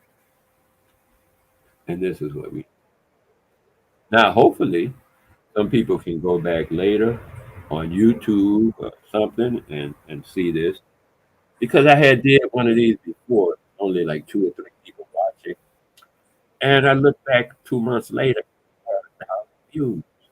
I was like, wow, 1,000 views. Yeah, because everything don't happen all at once. Life is sequential. Things have to fall in time, and so a lot of time other stuff have to move so the thing that you want can move to you, or the thing you don't want can move from you. And something got to move so it can occupy that space. I was on a show the other night, a talk show, talking to some of these young guys. We call them young, they 40, 50 years old. Like half of them ain't even told us not sure. And they be talking like, yeah, yeah, yeah. They get that. I'm a grown ass. That stupid shit they be into. And uh, I told them several things. One of them is we think we are here. This is an illusion. That's why people are saying it's a life is an illusion because we're not really here. We, what we truly are, is not really here. We are connected to here.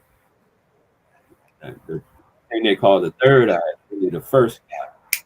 That's the eye you see before you get the two eyes.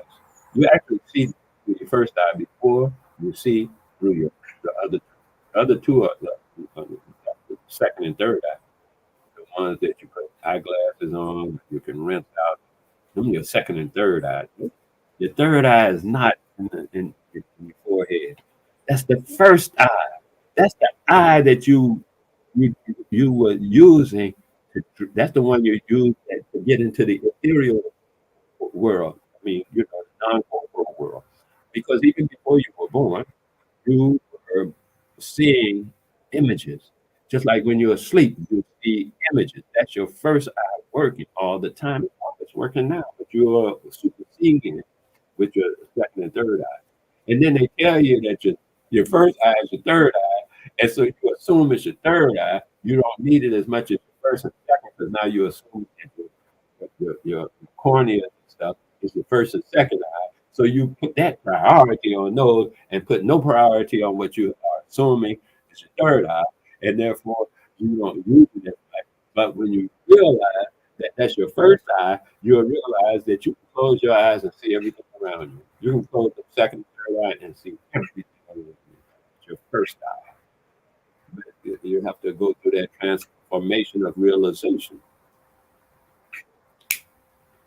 And most people are not going through that transformation or even considering it because they've been trained for 12 years not to. That's 12 years worth of training, 12 years late in the making. And public school is 12 years a slave in the making. That's all it is.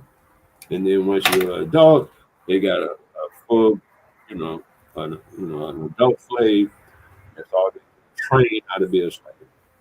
It's like you do an elephant. You can't train a balloon elephant, won't work. You got to train baby elephants. Once you put them through the training, because you can make them do what you want them to do, and they get trained to do what you want to do.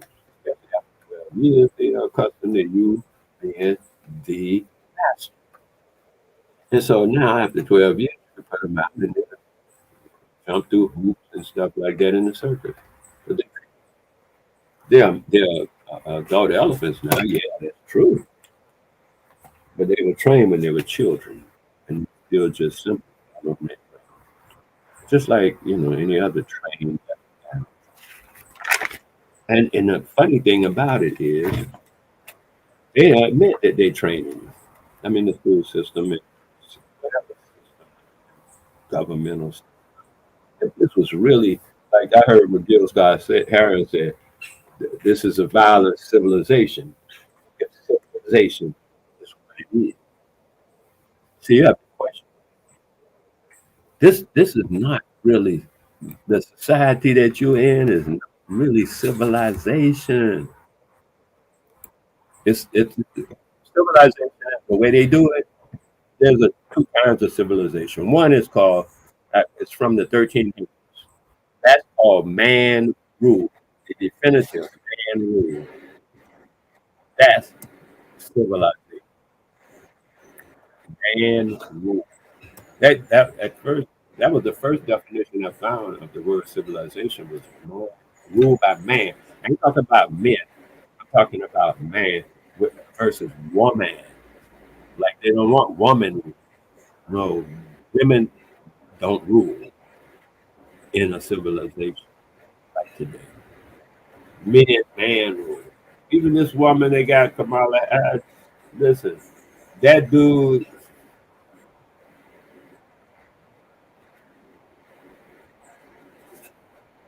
I would take money bets on it. I say before, let's like everybody else, before whatever passed, that guy be president, that the woman will win.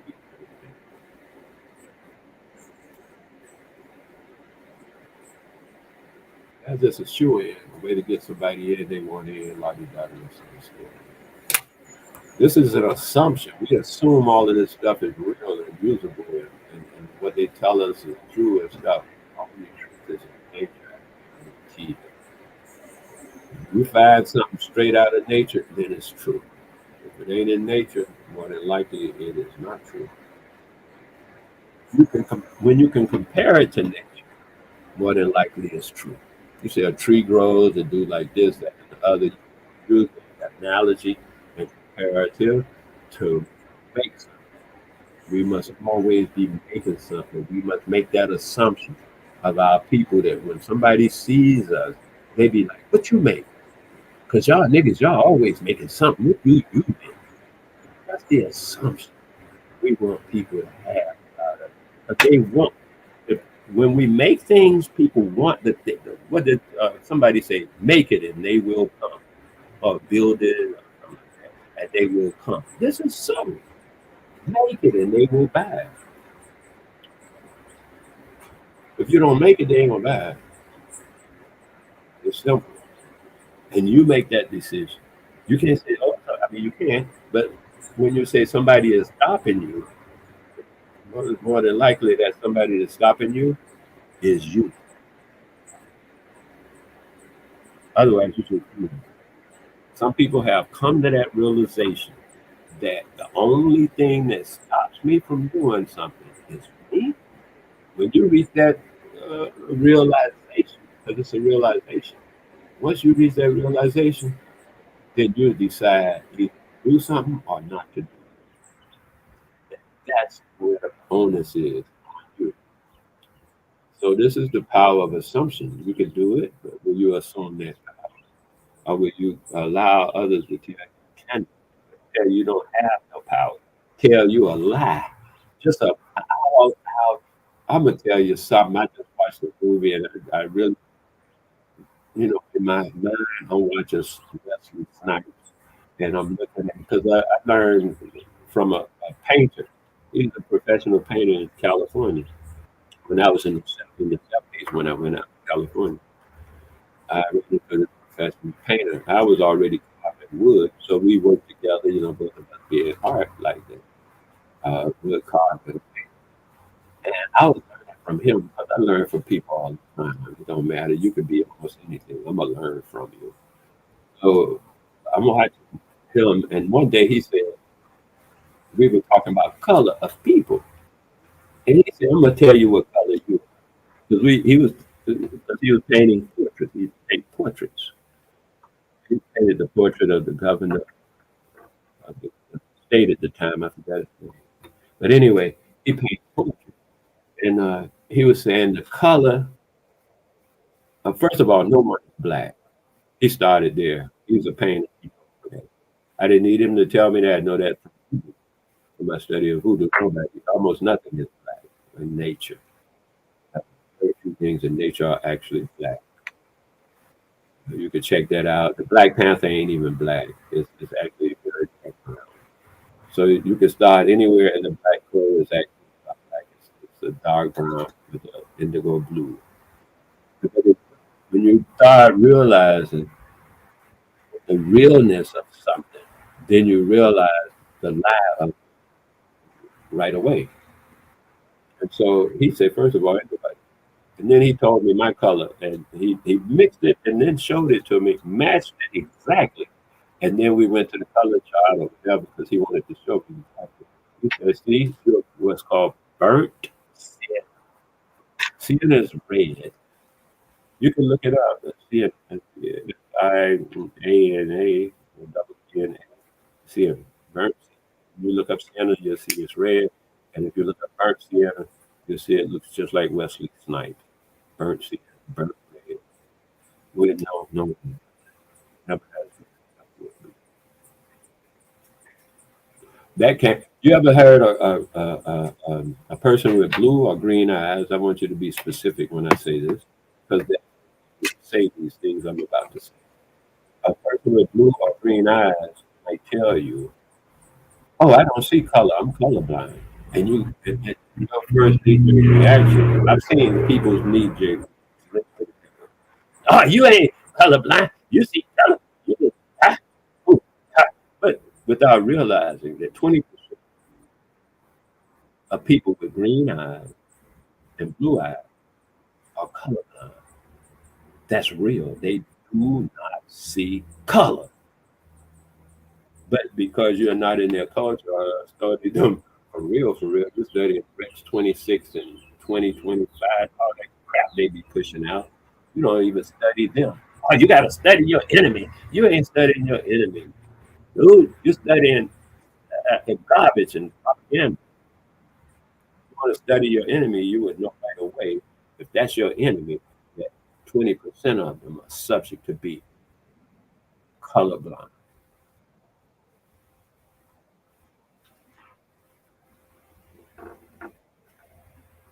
So when they look at you, they don't see brown, they see black because they colorblind. They can't see dark colors. All dark colors are black to them. That's where this whole nomenclature comes from. Colorblind mugs. And they telling us we black. We got eyes. We can see we ain't black. Like that little boy I got on here with the drum. You can see clearly he's brown. You call it stupid. I say stupid. I don't care who say. I say stupid. Just they got the bottom line is stupid. And then you tell your children they black, and they looking at you like, "Daddy, hell, I'm black, and I can see I'm brown." Well, you black. That's just what it is. Well, however you put the garbage, because it's still stupid. And you're running at your own children. That's stupid and child abuse. Anybody telling their child that their child is black is featuring child abuse next to pedophilia.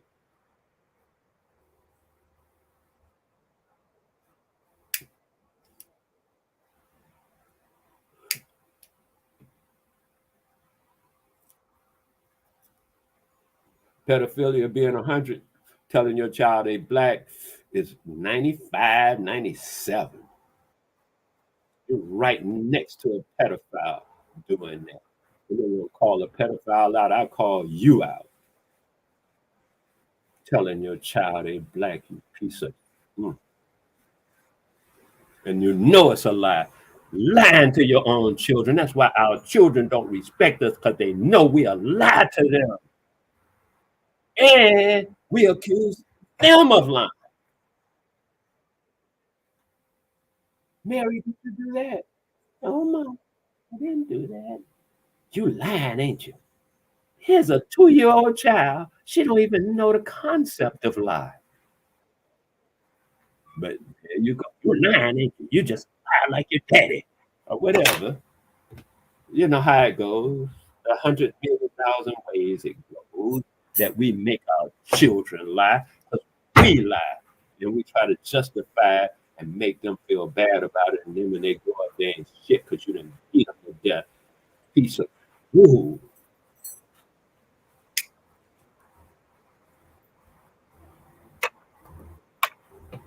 So that's the power of assumption. When you assume that you're black and have no power, because you know black people don't have no power. You didn't assume yourself into a ooh. You see how it works? Now, if you assume that you are actually brown and you have great power, then you're more into life and the reality, and that will exist. But whatever you assume, of course, you bring it about. So if you assume that you're black, which means that you have no power. That's another of your assumptions. And that you need other people to give you stuff. That's another assumption. And that's the position you're putting yourself in. And then you put that your children and other people's children in that position. I can hit you in the face, but I won't do that. I'll just tell you do the thing. Children will figure it out. I don't even have to do that. I don't even have to exist. The children will figure it out because truth will out. Nature will destroy a naturality. Nature will get you. Anybody else got nothing. Keep committing atrocities, and nature will get. Nature will give you a break too. Well, maybe you made a mistake. Maybe you didn't know. So I just sent Wale over to let you know what you're doing. And then once he tells you what and he's going through stuff, you can come to the realization that you're committing atrocity. And then you still commit the atrocity. Oh, I did that. And you kill atrocity. Then nature will send you something. Nature's very generous. Nature will send you something else. Maybe not Wale, somebody, a child, and they'll send that to you to try to give you an opportunity. And then after that, nature's gonna take care of your ass, nature self.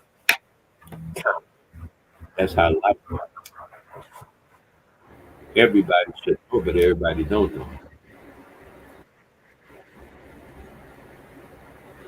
And when you're telling all these lies and forcing all these insults and assumptions on children, to me, I'd be wanting to kill people. I'm just saying straight. I'd be wanting to. I'm not doing that. I'm not saying I'm doing it, but it crosses my mind. Zap the person right on out of existence. Not unalive them. Zap them out of existence. They hold nothing about them. No car is still left. No house. No signature. No driver's like zap them out of existence.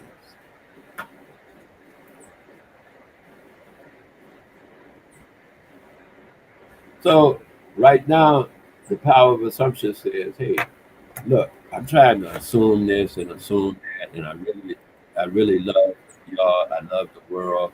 I love everything about it. I love life. I love what's happening.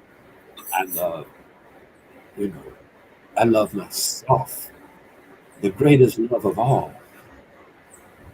I love myself. How am I going to tell myself I ain't got no power? I love me too much. And if I don't get it, let's just say if, because I do. But if I don't get it, I will get it because of the same love of myself. You don't love yourself, yeah, you can live with no power. I don't, that nigga don't need no power. Shit, I don't like him no way. But I love this nigga. So this nigga here needs some power. I love him. I'm gonna see that he gets some. And that's what I love niggas. I want niggas to have power. So I tell them they already got it. They just have to assume it. Stop giving it away. Stop allowing it to just fall out of your pocket. Mend them pockets. Keep your power.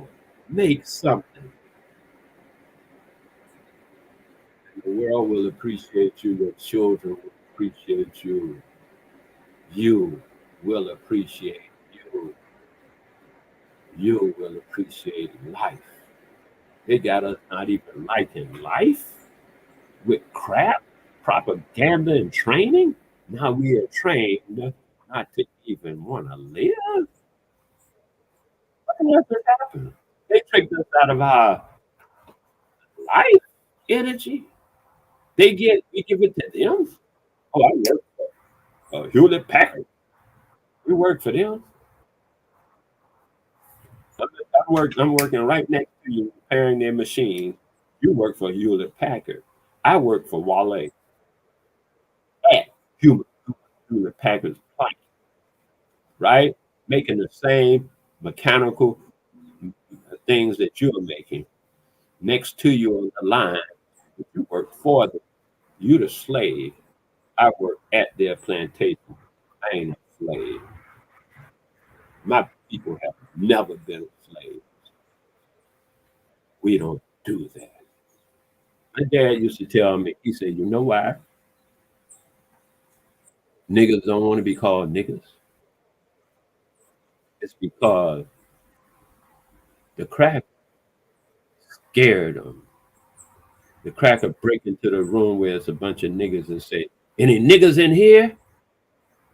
And all them niggas say, "No, boss, ain't no niggas in," because they're scared that the cracker will lynch a nigga because a nigga ain't gonna never be no slave. A nigga never gives in. They know that. A nigga ain't gonna be no slave for you, but they would say, "No, boss, ain't no niggas in." No, all good Negroes. We ain't no niggas in here. Them niggas, they out there somewhere. They scared. My dad taught me back then, don't never be scared. I grew up when they were lynching niggas. I saw a nigga lynching my uncle. Eyes, not no movie and shit. It was thick, less than 14, 15 yards away.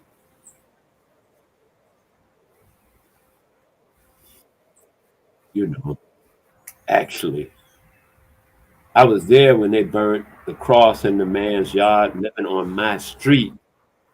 The crackers came to the truck.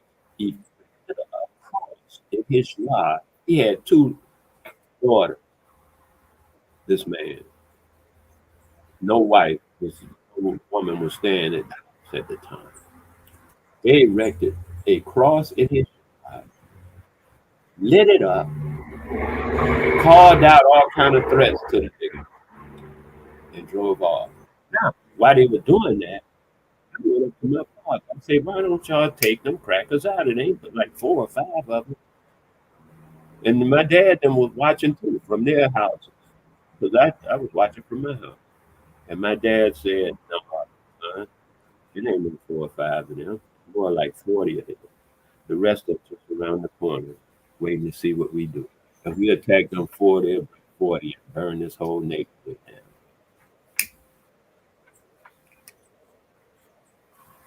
So the crackers put up their doggone thing, scream niggas a lot, threaten a lot, and then they drove off. All of us came out the house, put the fire out, moved that thing to protect our life. They were trying to get us to involve ourselves in an altercation that they had already plotted on our ass, and they were going to wear out our entire neighborhood, our entire community based on it. And but the elders peeped it, and they said, "No, don't come bother with that. Let them do their thing and they go." And that's what we did. They did their little thing and then they left. You niggas soft, man. Y'all don't know real life. Ain't nobody hung in your neighborhood. They killing niggas in your neighborhood, and what are you doing about it? Police come and shoot a boy, but not at the wrong house. They got an address they going into. It's the wrong address. It's the wrong address. They can't even get the numbers right on the door for the address. They go inside the house, kill the woman. That for what? They don't even know. She don't know. No nobody in their house. No, the woman may just come in to work. They kill them, and they say, "Oh, my bad. You had the wrong address." And y'all just sit around and talk stuff to each other. "Oh, you a abo. Oh, you a ado. Oh, oh, you're a pan goofy." We talk shit to each other, but they coming in and killing our people, and y'all just sitting around arguing with each other. You're foolish. Ooh, why I have to talk so differently from you? I slap you. Goddamn, I slap all of y'all. You're stupid. When you say you grown, you just grown and stupid, which is worse. It'd be okay if you were a child and stupid, but you say your dumb ass is grown. Now you just grown and stupid. You accept it every day they're killing your people left and right. Not only that, you pitching in, killing them yourself. Even your children killing them. You sending your own children to your own enemy, your own professed enemy to educate your own children. That is stupid. Yet you say you're a grown person. How the hell you work? You're just a grown stupid mother. Now you're grown and stupid. Ain't no hope for you to zap you out of existence. Like, you know, period. No. No yearbook that just zap your picture out of the yearbook. Nothing. Your mom don't even remember giving you birth. It just zap you out of existence. That's how stupid that is. You can be zapped totally out of existence. That's how stupid it is. Lie to your own children. Tell them that your own children they have no power. Tell your own children who beautiful colored children. Look at this little boy. Look at that beauty. Go into that. Look at that beauty. And you're gonna call that black? You done lost both your minds. You gonna tell him he ain't got power? He ain't gonna hear you. He gonna disrespect you every time. Stupid. To see it at that age that you stupid. Tell him he ain't got power. Better tell him he got some power. Better stop lying to the children.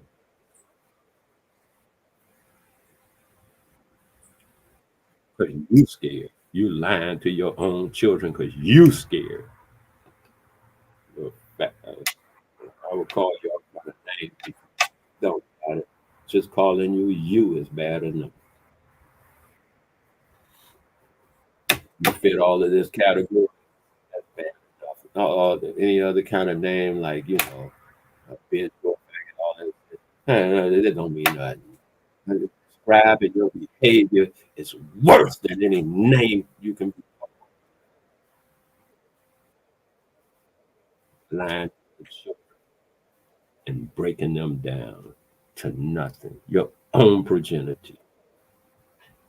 Oh yeah, you got to get a job. You're 18. You better get out here and get a job. Send your own children into slavery. You ain't made no way where they can work for you at all. Or work for their mother, or work for their aunt, or work for their own family at all. You got to send them out to you perceive. You say that's your enemy. You got to send them out there to work for your enemy. And we're going to make me throw. That's why I try to keep myself away from other people. Because for the most part, I like our people, man. That's all I want. I will pay more. I do. I pay more money to shop at the colored store where the colored people go to the store. I pay more. I know I'm paying more. I buy my water. They sell it for $9.50. I go to the Chinese and get it for $9. I go past the Chinese store where I can get it for $9. And I go to the colored people's store and pay them $9.50. You damn right. I'd pay them $10. You done lost your money. Why? Because to me, they are giving me a service. They are giving me a service by being there and giving me the opportunity not to have to spend my money with the Chinese, not to have to spend my money with nobody else. That's worth something to me. So yeah, I pay them more happily because they are providing me with a service. The service being, I don't have to give my money to a cracker. I don't have to give my money to a Chinese. When I want some shoes, I don't have to give my money to a cracker. I don't have to give my money to a Chinese. Yeah, I can go buy some shoes over here for $40.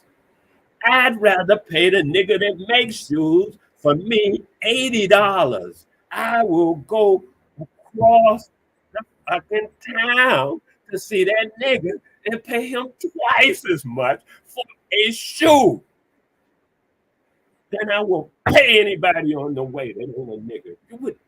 He's providing me a service. And yeah, I'll pay more for it. Gladly. Sit there and talk with him and stuff and everything.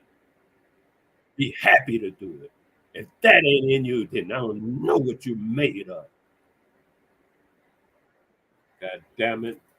I don't know what you made of. If you can't, every time I go, every time it's a black store, they charging more. than the Chinese. No, you should be giving them a tip for charging you more, just for them existing, so you don't have to go to the Chinese store. Whoa. So, you know, I live my life happily, man. So I go to the colored people stores, you know. Everybody in there brown like me. And I give them my money and I feel good. The vibe is nice. We don't have no background. Even if they don't like me and I don't like them, we ain't gotta like each other in order to be each other. So sometimes I don't like me either. But meanwhile, I like us. Yeah, I spend a couple of extra dollars for us, on us, for myself, to be able to deal with us. Listen, I go to a restaurant and I pay $12 for a meal that I can go to the cracker and get for 7. I'm not saying it's the same quality, but it'll be the same meal. Because I eat fish, I go get a fish dinner, I can pay $7, $8 for a fish dinner. If I go to the cracker, I go to the cracker. It's two colored people I go to. One of them charges me $10 for that meal. The other one charges me $12 for that meal. And I go to depending on my location. If I'm near this one, I go to him. If it's $12, if I'm near this, I go to that one. I don't care if it's $10. But I don't care where the other people are. They can be next door. They ain't going to them. I'm gonna go to my people. And I'm willing to pay more money to have that right and to have that privilege to deal with my people. That ain't in you. You know, if that ain't in you, yeah, that's what we doing. We big up in our people. And we ain't big, that's big up in my people. To pay them, be willing to pay them more money. Be all right with paying. Be happy to pay them more money. Be thankful to pay them more money. This is the power I assume. This is the power I give to my people. And I never complain. Oh, he charged more than the other guy. He charged. Why you got to charge so much? The Chinese only charge it. But you know what? Let me tell you something real quick. When you say that word, the Chinese, guess what you're talking about? You're talking about a whole nation, almost over 3 billion people, Chinese. You ain't talking about no little guy on the street corner. You're talking about a nation of people. When you say, oh, he's Chinese, you're talking about a nation of people. You ain't talking about no skin color. You're talking about a nation of people. When you say, oh, he Indian, you know, the red dot, he's a red dot. You're not talking about no individual. You're talking about a nation of people. But when you say, oh, he black, you ain't talking about nobody at all, especially a nation of people. How y'all make comparisons like that? That ain't no comparison. You talk about two different nations of people and then try to compare that to a people who ain't even know nation and talk about, oh, well, why we can't do like this? Because they're a goddamn nation. Why we can't do like that? Because they're a goddamn, don't you see? You're not calling them colors. You're not, why don't we do like the red people? Why don't we do like the green people? And when you call them the white people, you be calling about 15 different nations when you say the white people. It's just you say the white people, you was talking about 15 different nations. You're talking about French, German, Irish. You're talking about all kind of different nations. Because the Irish see themselves as Irish. They don't see themselves as white people. You done lost your mind, but your dumbass think you black. So you think they white. Your eyes should be green or blue or something because you're colorblind. You can't see your child's skin is brown. You can't see that with your eyes. Your dumb ass telling them they well, man, get the hell out of here. We're talking about nations of people. But the Jews do like we ought to do like the nigga, the Jews. You just lost both your minds. Not only the Jews claim to be a nation of people, you say, "Oh, it ain't real." I don't care what you say. Meanwhile, they got a nation of people, a flag, and all that stuff going on, and you busy sitting around bad mouthing, and you ain't got nothing going on. Talking about you black and ain't got no power. You sit on your foot. So, what we do is we realize that we have great power. We sit down, we take our mind out of the system, we regain control of our mind, we regain control of our concept of reality, and we realize that we are great people and we have great power. We realize that we are really in great shape physically.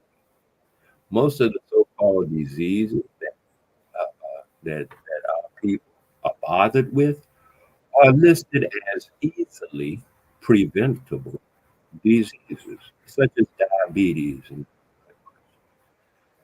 those are easily, I'm going to emphasize, easily preventable diseases, which means we don't have to have those diseases. We are forcing ourselves to be sick so we can whine and cry like little punks and feel justified. Well, see, I got high blood pressure. Nigga, you got high blood pressure. Your ass is scared shitless. Is what's really going on. And you call it blood pressure. Check somebody who's scared shitless, check their blood pressure. I bet you it's high. God damn it. It's high because they're scared. And if your blood pressure is high, it's because you're scared. You ain't sick, you're scared. If you got when you got diabetes, the same rule applies. When people are scared, nervous, and all that kind of stuff, they want to eat more sweets and starch. Just natural. It's like a soft suicide. See, when you don't like yourself, when you're scared and stuff, your body produces poisons. They call it adrenaline, all kind of other different words they call it. But all of those things can't be pumping into your system all the time. That'll kill you. But in fight and fight that kind of needed, your body pumps it to you real quick so you can use it. And if when you don't use it, it becomes a poison to the body. And if you when you keep doing it because you're scared all the time, you're poisoning your body yourself and you're committing slow suicide. Everybody knows it, and those that don't know it, hey, now you do. Nobody talks about it. They talk about, oh, this is what you should do for diabetes. Drink this, do this, do. Stop being scared. That's what you should do for high blood pressure. Take this and take that. Take this and take that. Stop being scared. Stop lying all the time because lying will make you scared. Because you got to realize every time you lie, you are afraid of the consequences, so you lie. You are afraid of the consequences of the truth, so you lie. Once again, you are afraid of the consequence of truth. You notice I use the word afraid, so you lie. And every time you lie, you give into that fear. And every time you give into that fear, you do exactly what I just said. Then the high blood pressure, the rest of the noise. And this is what is reality. Now I'm gonna put it again because I see ain't nobody coming up and rap with me a few minutes. Hey Wally, how you doing? La-di-da. You can say it in the chat. I see the chat, but I'm gonna put the link in the thing because I talked about a lot of people, and I don't mind. And I'm talking about a lot more people before the game is done. You know what I mean? Before the whole thing is over with, I'm going to talk about a lot of people. Just that's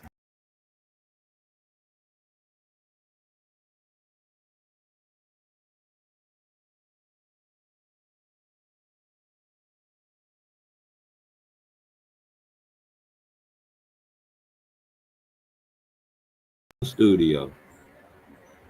I went out of my own studio. I had to come back in. But anybody want to yacht with the do it for me? I had to get the link. So I had to go out, come back in, and get the link. It still should be easily ascertainable through the chat. But I like to keep it fresh just in case. But they won't give it to me. I don't know why they won't allow me to copy it. I can't copy it for some reason. I wish I could. Oh, there it is.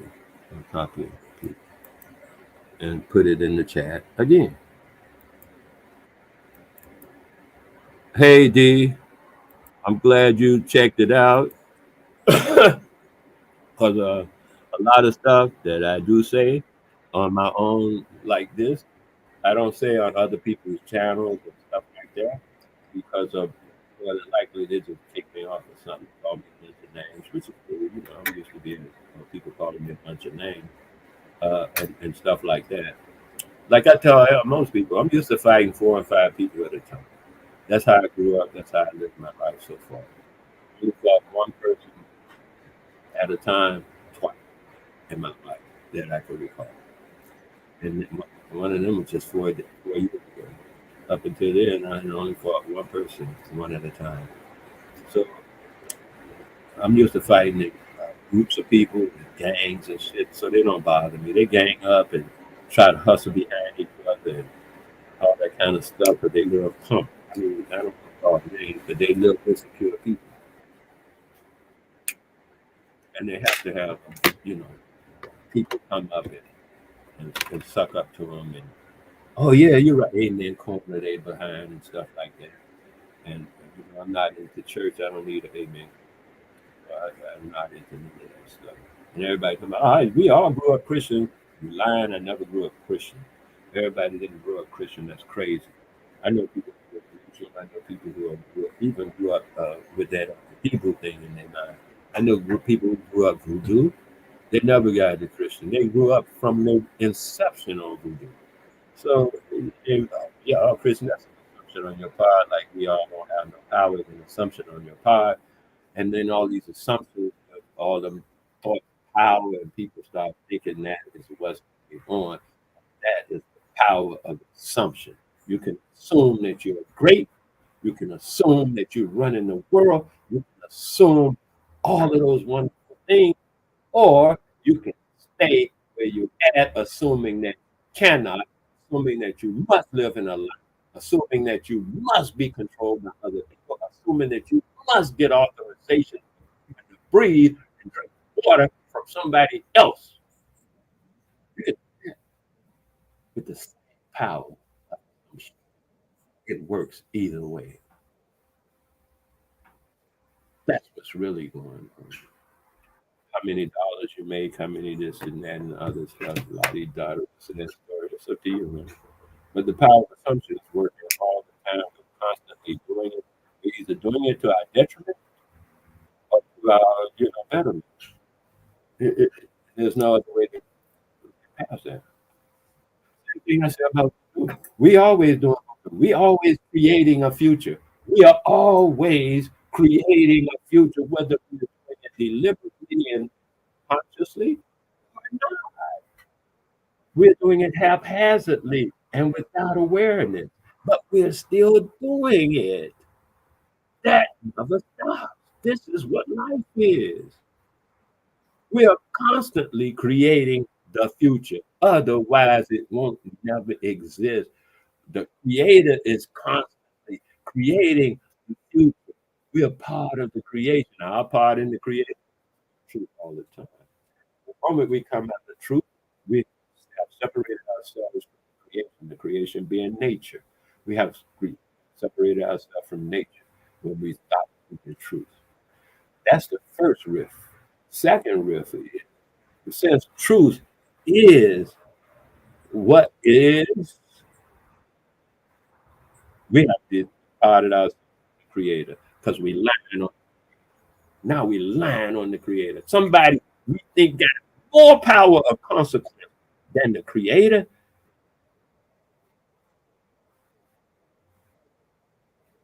We think someone has some people, Some people, some person, someone, some people, or whatever got more consequential power than the Creator, and we lie. And that's what's killing us. That's what's driving us down. That we have separated ourselves from the Creator. We deliberately said, "Oh, but this cracker got more power than the Creator. I better lie at this point because what is creation. You know, truth is what is. What is true. So now you're gonna lie. It separates you from the Creator, which is what is. So you're doing that deliberately and on your own. Lying, I mean. Now, the power of assumption is a move of whether you want to go negative or positive. It's your power of assumption is your power to do with it as you feel. I just beg you not to use your power on the children by instituting and training them to also use the power of assumption negatively toward themselves. Actually asking that people stop doing that. Stop imposing that crap on the children. Allow them to use the power of assumption because the moment they're born, everything they came, everything they needed, the whole row of dominoes from their birth to their death, from my birth to my death, the whole row of dominoes has been laid. All we got to do is follow. Everything has been laid from our birth to our death. Nobody can take that from you. You must give it. See, there's some things like rights. People say, "Oh, we got rights. You got the right to do this." Yeah, man, you need to know your right, know your lefts too, because your lefts are the responsibility. Rights are things you do. Lefts are your responsibility for doing those things. So you got rights and you got lefts. So no one can give you a right, like you got a right arm, you got a left arm. Nobody gave that to you. Nobody can give you rights. People can, according to the Constitution and the law, just using that because most people use that kind of concept when they're talking about rights. Uh, According to those laws, no one can give you rights. They can only help you protect them if you're willing to attempt to protect them yourself. Like they say, God only helps those who help themselves. If you don't help yourself to the food, ain't nobody else will help you to it. If you don't help yourself to your own rights, nobody else going to help you to it. Now, according to the contract, which is the federal constitution, is a contract. The state constitution, not so much, but the federal constitution is a contract. The state constitution is a subcontract based upon the federal contract with our people. Our people are in the realm. That's why you notice a lot of things that our people deal with are based on federality, because we are a nation without claiming that we're a nation. And so we have to deal with the federals in a separate nation because the states don't deal necessarily as a separate thing without the federal approval. So this is as far as I know some states like this guy with Chinese people and this China right along. But I think that the feel he has to run it. So most of our dealings are due to Fed because we are a separate nation inside of should allow ourselves to become part of their jurisdiction and minor or minorities under their control. We are doing that to us. The contract says that we're doing that to ourselves. And they had said, but they broke all the contracts actually. They lied on the contract. They said they would protect our cities. That they allowed all our cities to be burned down and our people burned, even up to this very moment. You can talk about civil rights, and you could, they shot the boy and they murdered the woman, and but they could file civil rights cases. Meanwhile, the guy gets more money. He gets weeks off his job with pay, gets his pension. He can get fired, or somebody else will hire him. Well, maybe the same company, corporation. You don't know who will hire him and put him back on the street. And they did it 4 times already. Transfer. None of that shit real for you. And it's not made for you to get over or to get up. It's made to keep you down. The whole system that they got. They eat up our people, eat our land, eat our food. They go into our grave sites. They go under the ground, dig up all our grave sites, find millions of dollars worth of whatever. And none of it. They go to our ground. They find all kind of ores and like minerals and oil and all that stuff and just take it. Like, yeah, sit around drunk and fight with the ammo and talk crazy to each other. And then at the end of the day, y'all go to bed and wake up and do it again tomorrow. Mm-hmm. Meanwhile, the crack is busy running y'all like y'all are what you are. Stupid. Okay, I did enough. I talked for what? How long this is, I forget. But I did enough. I've run through the power of assumption, which is what this was all about. The power of assumption. So we could see that assumption is a great power. Consumption, like consumers, is the ex- exact opposite of the power.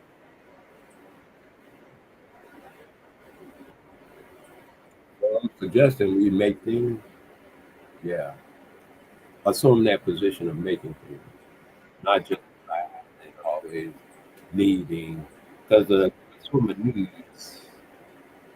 A producer produces what a consumer, because consumers need things. They're very, you know, in any relationship, the consumer is very needy. So they're needy as a consumer. They think they get what they need. They get, they're just needy.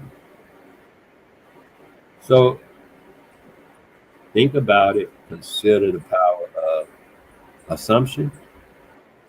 Consider the power of yourself and what you can do. Try something. Do some exercises in assumption.